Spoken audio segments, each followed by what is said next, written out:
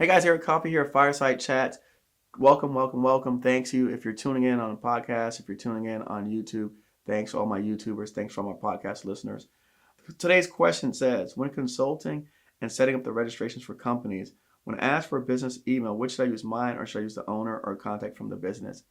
What we recommend, if you're going to become a consultant or a business developer, third-party salesperson for a company, in the SAM registration, I always leave the owner's company information on there.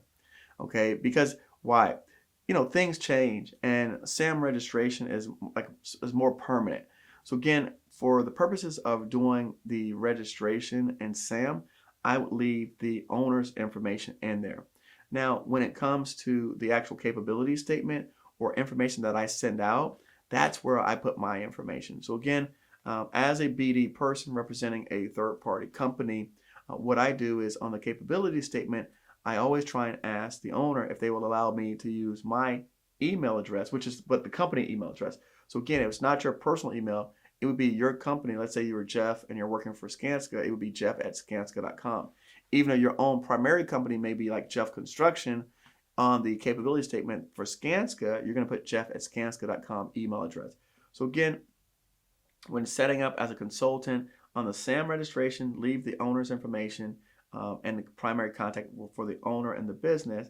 But then on the capability statement, I definitely want to include my name at that company's .com email address.